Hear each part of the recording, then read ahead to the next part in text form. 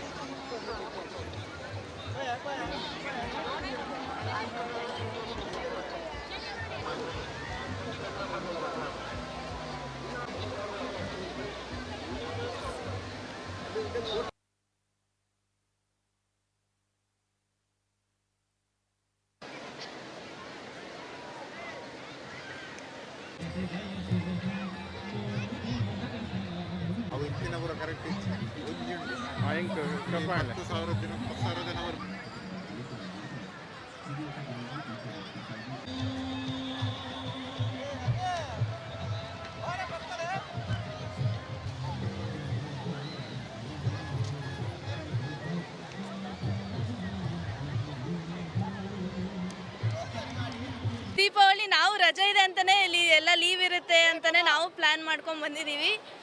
ಅದೇ ಫುಲ್ಲು ಜನ, ನಾವು ಲಾಸ್ಟ್ ಟೈಮ್ ಬಂದಾಗ ಅಷ್ಟು ಜನ ಇರಲಿಲ್ಲ, ನಾವು ವೀಕ್ ಡೇಸಲ್ಲಿ ಬಂದಿದ್ವಿ. ಇವತ್ತು ಫುಲ್ಲು ಲ್ಯಾಕ್ಸ್ ಟುಗೆದರ್ ಇದ್ದಾರೆ ಅನಿಸ್ತಾ ಇದೆ. ಅದೇ ಚೆನ್ನಾಗಿದೆ ಎಕ್ಸ್ಪೀರಿಯೆನ್ಸ್. ಇವಾಗ ಹೋಗಬೇಕು ಇನ್ನು ಬೀಚ್ಗೆ ಎಲ್ಲ ಎಕ್ಸೈಟೆಡ್ ಆಗಿದ್ದೀವಿ. ಹೋಗಿ ಎಲ್ಲ ಗೇಮ್ಸ್ ಎಲ್ಲ ಆಡಬೇಕು.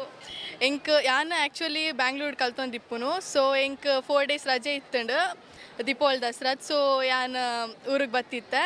ಸೊ ಪಾಡ್ಯದ ರಸದ ಬೀಚಿಗೆ ಬೈದ ಇಜ್ಜಿ ಬೋಟಿಂಗ್ ದಾಲ ಮಲ್ಜಿ ಯಾನ್ ಆ್ಯಕ್ಚುಲಿ ಬೆಂಗ್ರೆ ಹಿಡ್ದು. ಸೊ ಬೀಚ್ ದ ಸೈಡೆಡ್ ಇಪ್ಪುನು. ಸೊ ಪೂರ ಎಕ್ಸ್ಪೀರಿಯನ್ಸ್ ಮಲ್ದಾತನು. ಸೊ ಇಂಚೆನೆ ಟೈಮ್ ಪಾಸಿಗೆ ಬಂದು ಬೈದಿ.